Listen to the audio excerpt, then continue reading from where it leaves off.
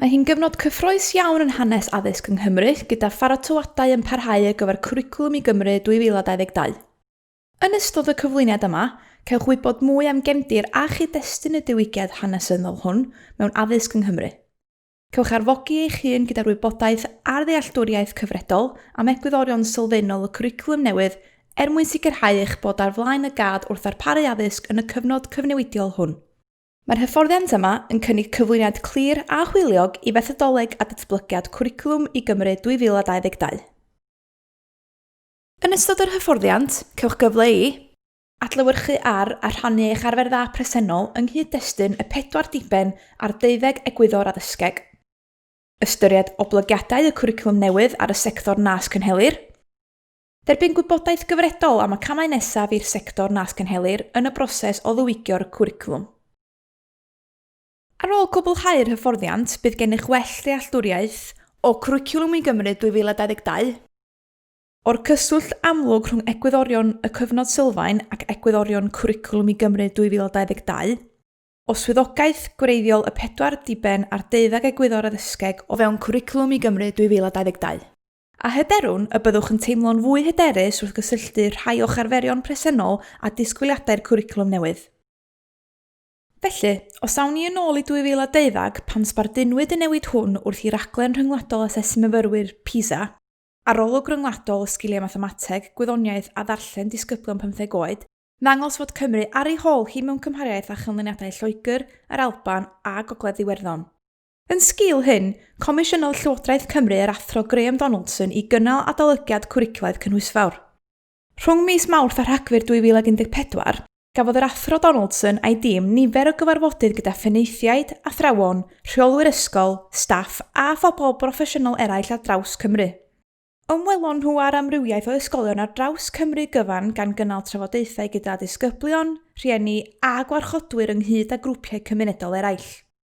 Mae adroddiad yr athro Donaldson dyfodol llwyddiannus, adolygiad annibynnol o'r cwricwlwm a threfniadau asesu yng Nghymru, yn cynnwys 68 o argymhellion. Pob un wedi ei derbyn gan Lywodraeth Cymru.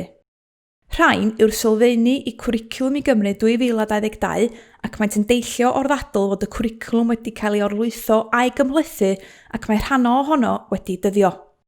Nid yw trefniadau asesu'n cyfrannu fel y dylant at wella dysgu. Mae hyn yn cyfyngu ar allu ysgolion ac athrawon i ymateb i anghenion sy'n newid yn gyflym. Nid yw'r cwricwlwm cenedlaethol a'r trefniadau asesu presennol yn cwrdd bellach ag anghenion plant a phobl ifanc Cymru. A'r rheswm syml am hyn yw fod gwreiddiau ein cwricwlwm cyfredol yn hannu o ddeddf addysg 1988, deddf a grewyd yn San Steffan mewn byd tra gwahanol ein byd ni heddiw. Os edrychwn ni nôl i 1988, roedd y byd yn lle gwahanol iawn i'r byd sydd ohoni heddiw. Roedd yn fyd oedd yn bodoli heb y wefyd eang, cyn oes y ffôn symudol a phwynt pŵer, ac roedd y wala oedd yn gwahanu dwyrain a gorllewin Berlin yn dal i sefyll. Dim ond megis dechrau sylweddoli fod problemau hinsawdd yn bygwth ein planed oeddem ni, a prin oedd y siopau coffi ar y strydoedd. Os digwydd i chi ddod ar draws gaffi, peth hollol arferol oedd i'r lle fod yn llawn mwg sigarets. Wrth ystyried hyn oll, mae'n amlwg nad yw'r cwricwlwm cyfredol sy'n deillio o'r cyfnod hwn bellach yn bwrpasol, nac yn addas i Gymru gyfoes. Wedi deud hyn, mae'n holl bwysig cofio peidio taflu'r babi allan gyda dŵr y bath. Yn ystod yr adolygiad, dysgodd yr athro Donaldson am nifer o agweddau cadarnhaol o'r cwricwlwm cyfredol, ac mae'n glir yn ei adroddiad mae adeiladu ar y cryfderau hyn ydy'r nod. Un o'r cryfderau hynny a amlygwyd yn yr adolygiad oedd o fframweithiau rhifedd a llythrennedd. Daeth y fframweithiau yn statudol yn mis Medi 2013, a'r nod oedd i sicrhau fod dysgwyr rhwng 5 ac 14 yn datblygu sgiliau llythrennedd a rhifedd rhagorol yn ystod eu cyfnod yn yr ysgol. Mae'r fframweithiau wedi cynllunio i ymgorffori llythrennedd a rhifedd ar draws y cwricwlwm. Maent yn offrynau cynllunio'r cwricwlwm i helpu athrawon pob pwnc, i feddwl sut y gallent gynllunio a darparu cyfleoedd i ddisgyblion datblygu'r sgiliau llythrennedd a rhifedd mewn ffyrdd ymarferol. Mae'r fframweithiau hyn bellach wedi cael ei haddasu yn unol a chanllawiau Cwricwlwm i Gymru. Cryfder arall sydd yn cael ei gydnabod gan yr athro Donaldson ydy cymwyster Bagloriaeth Cymru. Mae'n gymwyster sydd yn unigryw i Gymru. Mae'n helpu baratoi myfyrwyr rhwng 14 ac 19 oed ar gyfer y byd gwaith, ar gyfer astudio ymhellach ac ar gyfer bywyd. Caiff Cymhwyster Bagloriaeth Cymru ei ddyfarnu i fyfyriwr drwy gyflawni cyfuniad penodedig o gymwysterau. Tystysgrif her sgiliau, sef cymhwyster arloesol sy'n seiliedig ar sgiliau, sydd wrth wraidd Bagloriaeth Cymru. Mae sylw penodol yn cael ei roi yn yr adroddiad i'r ymrwymiad cadarn i'r Gymraeg a dwyieithrwydd ac i'r egwyddor o addysg gynhwysol o fewn y system bresennol. Mae'r nod o gynnwys dimensiwn Cymreig yn addysg holl blant a phobl ifanc Cymru a'r ffocws ar hunaniaeth Cymru a'r cwricwlwm Cymreig yn cael ei ganmol yn gryf. Mae'r adroddiad yn cydnabod fod yr agwedd bositif hon wedi bod yn amlwg iawn ymhlith ymatebwyr ifanc. Ac yn holl bwysig, wrth symud ymlaen tuag at y cwricwlwm newydd ac yn arbennig i'r sector nas gynhelir ydy'r darn yma o'r adroddiad. Gyda'i gilydd, mae'r holl dystiolaeth hon yn dangos bod rhai cryfderau gwirioneddol yn y trefniadau cwricwlwm presennol yng Nghymru y gallwn ni dysblygu. Yn bennaf oll, yr addysgeg sy'n sail i'r cyfnod sylfaen a'r ymrwymiad i'r Gymraeg a'i diwylliant. Felly, y neges glir ydy i beidio a mynd i banig ac i o'r-boeni. Mae'n bwysig fod yr hyn sydd yn digwydd ar hyn o bryd o fewn y sector yn cael ei gydnabod fel arfer dda ac wedi bod yn sail gadarn i'r gwaith o gynllunio ac ysgrifennu cwricwlwm sydd wedi deillio o adroddiad yr athro Donaldson. Cymerwch funud i ystyried beth mae'r rhifau hyn yn ei cynrychioli.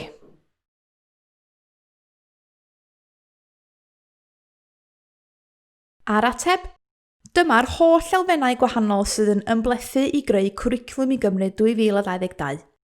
Mae 3 cyfrifoldeb trawsgwricwlaidd, 4 diben, 5 cam cynnydd, 6 maes dysgu a phrofiad, 12 egwyddor addysgeg a 27 datganiad o'r hyn sy'n bwysig.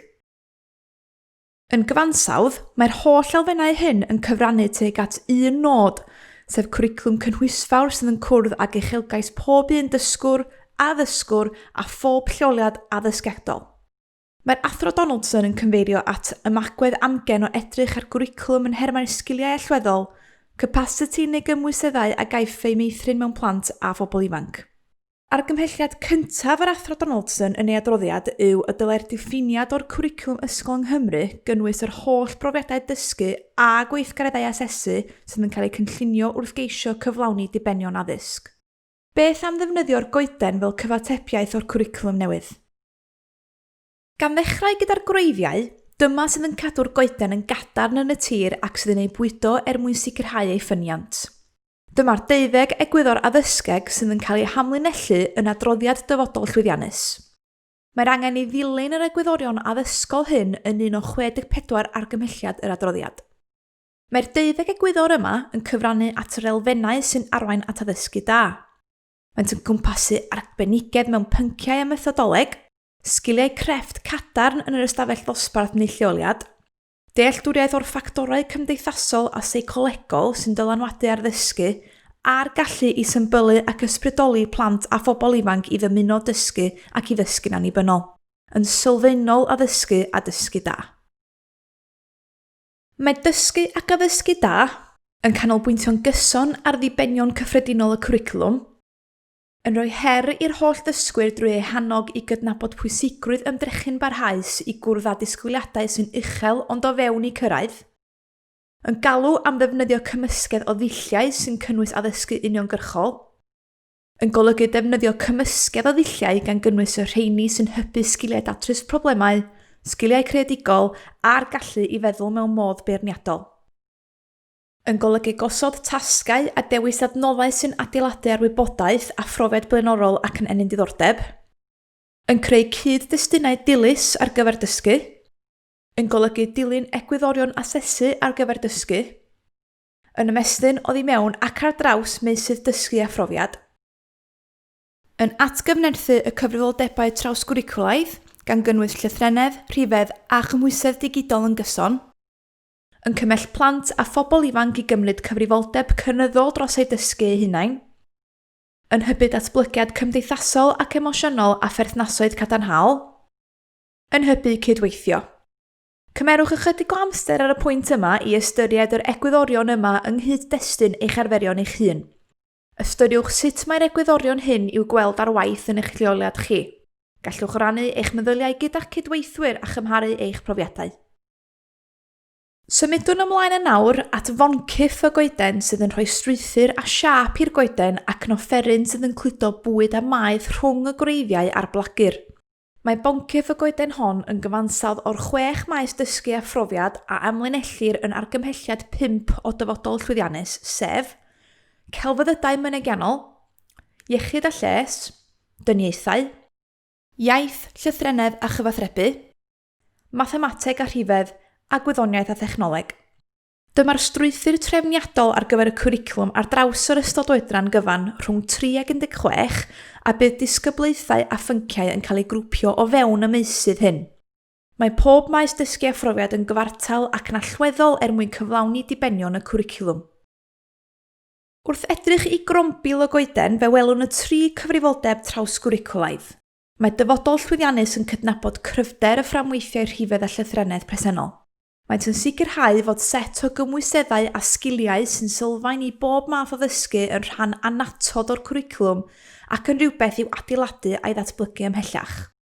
Ynghyd â hyn, mae'r argymhellion yn adroddiad y grŵp lliwio TGF i Lywodraeth Cymru a chanfyddiadau'r adolygiad yn dangos yn glir fod cymwysedd digidol yn dod yn fwy hanfodol ar gyfer dysgu a fod angen rhoi iddo yr un statws o fewn y cwricwlwm a rhifedd a llythrennedd.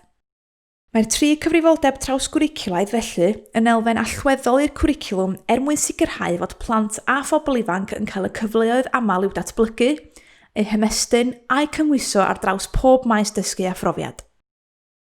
Symudwn ymlaen at y dail a'r blagur sy'n tyfu ar y canghennau a dyma ydy'r datganiadau o'r hyn sy'n bwysig sydd yn rhan annatod o bob maes dysgu a phrofiad. Mae rhwng 3 a 5 datganiad i bob maes dysgu a phrofiad. Hanfod y datganiadau yw bod yn drefnwyr dysgu hanfodol o fewn y meysydd sydd oll yn gweithio tuag at y 4 diben. Maent yn darparu ysgogiadau cysyniadol ar gyfer profiadau, gwybodaeth a sgiliau yn ymwneud â phwnc neu disgyblaeth. Mae'r datganiadau yn cynnig cyfleoedd clir i wneud cysylltiadau o fewn meysydd dysgu a phrofiad a rhyngddynt yn ogystal â bod yn sail i gynnydd. Yn gysylltiedig â phob datganiad o'r hyn sy'n bwysig, mae camau cynnydd sydd yn cael eu disgrifio ar 5 pwynt yn y continwwm dysgu.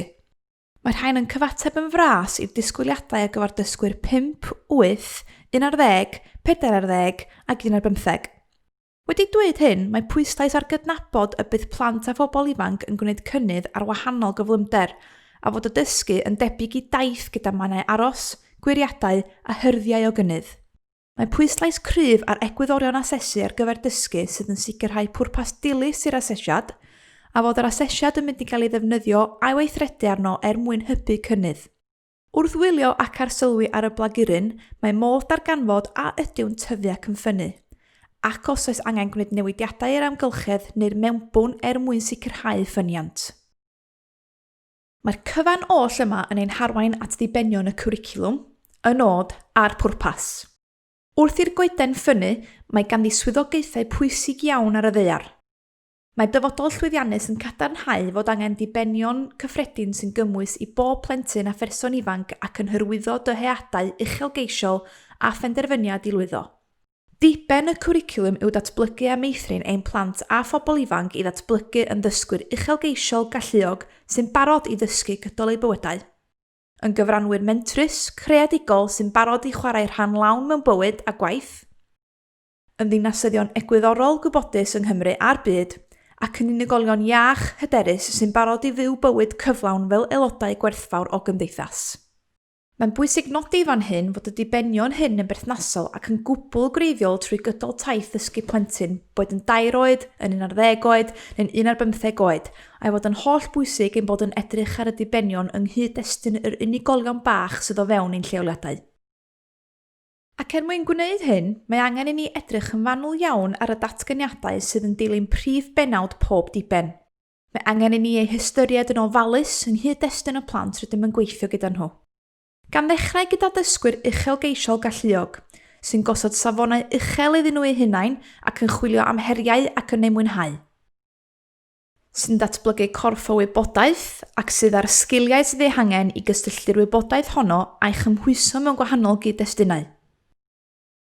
sy'n ymholgar ac yn mwynhau datrys problemau, sy'n gallu cyfathrebu'n effeithiol mewn gwahanol ffurfiau a lleoliadau drwy'r Gymraeg a'r Saesneg, sy'n gallu egluro'r syniadau a chysyniadau y maen nhw'n dysgu amdanyn nhw, sy'n gallu defnyddio rhif yn effeithiol mewn gwahanol gyd-destunau, sy'n deall sut i ddehongli data a chymhwyso cysyniadau mathemategol, sy'n defnyddio technolegau digidol yn greadigol i rhannu gwybodaeth, dod o hyd iddi a'i dadansoddi, sy'n ymchwilio ac yn gwerthuso eu canfyddiadau'n feirniadol, ac sy'n barod i ddysgu gydol eu bywydau. Dyma rai lluniau sydd yn dangos y diben hwn yng nghyd-destun y sector nas cynhelir. Cymerwch ychydig o amser i ystyried y diben yma yng nghyd-destun eich arferion eich hun. Ystyriwch sut mae'ch lleoliadau chi yn gweithio tuag at gyflawni'r diben yma a sut mae hyn i weld ar waith yno. Gallwch rannu eich meddyliau gyda'ch cydweithwyr a chymharu eich profiadau. Symudwn ymlaen at y diben nesaf, sef cyfranwyr mentrus creadigol, sy'n cysylltu ac yn cymhwyso ei gwybodaeth a'i sgiliau i greu syniadau a chynnyrch, sy'n meddwl yn greadigol mwyn ailunio a datrys problemau, sy'n adnabod cyfleoedd ac yn manteisio arnyn nhw, sy'n mentro'n bwyllog, sy'n arwain ac yn chwarae rolau gwahanol mewn timau'n effeithiol ac yn gyfrifol, sy'n mynegu syniadau ac emosiynau drwy wahanol gyfryngau, sy'n rhoi o'i hegni a'i sgiliau fel y bydd pobl eraill yn elwa, ac sy'n barod i chwarae rhan lawn mewn bywyd a gwaith.